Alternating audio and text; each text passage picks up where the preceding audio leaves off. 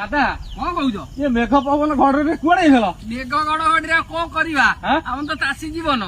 ଆଉ ବର୍ଷା ତ କୁଟଣ ହେଲା, ଆଉ କୁଟଣ ହେଲା ଯେମିତି ଆମେ ଆଉ ଚାଷୀ ଲୋକ ଥୟ ହେଇକି ରହିବ କହିଲ? କଣ କୁଆଡେ କଥା କଣ ପୋଟଳ ପାଣି କଟା ହଉଥିଲା, ପୋଟଳ ପାଣି କଟା ହଉଥିଲା। କମ ଘଡଘଡି କଣ ଏ ଛତା? ଏଇ ଗଡ ଏଇ ଆମ ଗୋପାଳର ଛତା, ଗୋପାଳର ଛତା। ଇଏ ଘଡଘଡି ଛତା ଭଗବାନଙ୍କର ଛତା। ଇଏ ମାନେ ଇଏ ଆଗରୁ ପୂର୍ବ ପୁରୁଷରୁ ଅଛି ଏ ଗଡିଆ ଛତା। ଇଏ ସମ୍ଭାଳିବ ଯେତେ ଘଡଘଡି ବର୍ଷା ଆଇଲେ ଘଡଘଡି ପାଇଁ ଏ ଛତା ଠିକ ଠିକ। ଆଉ ଘଡଘଡି ପାଇଁ ଠିକ। ଭଗବାନଙ୍କ ଇଏ ଆଉ ଛତା କିଛି ହବନି। କନା ଛତା ହେଇଛି କହିଲ?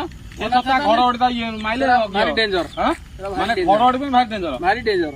ଇଏ ଭଲ, ଇଏ କିଛି ଟେନସନ ନାହିଁ। ଇଏ ଯୋଉ କୋଦାଳ ଫୋଦାଳ ପାଣି କଟା ହଉଥିଲା, ପାଣି ଠିଆ ହେଇଥିଲା ପୋଟଳରେ ଏପଟେ ପାଣି ଠିଆ ହେଇଥିଲା। କେଡେ ଜୋର ବର୍ଷା ହଉଛି ଆଜି ଏମିତି ଘଡଘଡି କଣ କୁହନା, ସେ କଥା କୁହନା। କଣ କରିବା? ଏ ଯୋଉ ସମସ୍ୟା ପହଞ୍ଚିଲାଣି ଆଉ ଲୋକ ରହିପାରିବେନି ଯାହା ଜଣା ପଇଲାଣି। ଦାଦା ଆଉ କାମ ନୁହଁ, ଇଏ ଆଉ କାମ ନୁହଁ ଜଣା ପଇଲାଣି। କାମ କରେ ଚାଲ, ଇଏ ତାହେଲେ ଆମେ ପଳେଇବା ଏଠିକି। କୋଉଠିକି? ଏ ଟାଉନ କୁ ପଳେଇବା। ଟାଉନ ଯିବା? ଆଉ ଏଠି ଆଉ ଦେଖୁଛ ଯୋଉ ପରିସ୍ଥିତି 2-3 ଦିନ ମେଘ। ସେ ଯାହା ହବ ଭଗବାନଙ୍କର ସୂଚନା। ଆଉ କଣ କରିବା?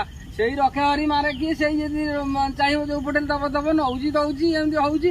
ଆଉ କଣ କରିବା? ଆଉ ତ ସମସ୍ୟା ଏଇଭଳିଆ ପଡୁଛି। ଆଉ କଣ କରାଯିବ? ହଉ ଯାହା ହଉଛି କଣ କରିବା? ଆମେ ଆମ ଜୀବନ କେତେବେଳେ ଯିବ ତା ଠିକ ନାହିଁ। ଚାଷୀ ମୂଲିଆ କଥା, ଆଉ କଣ କରିବା? ଆମ ଜୀବନ ଏଇ ଯୋଉ ଘଡଘଡି ଇଏ କେତେବେଳେ ଯିବ ତା ଠିକ ନାହିଁ। କାହା ଜୀବନ କେତେବେଳେ ଯିବ କିଛି ନାହିଁ। ସବୁ ତାକରି ହାତରେ, ସବୁ ତାକରି ହାତରେ। ହଉ ଭାଇ, ଏମିତି ଆମକୁ ଦେଖୁଥାନ୍ତୁ। ଦେଖୁଛ ତ ପରିସ୍ଥିତି।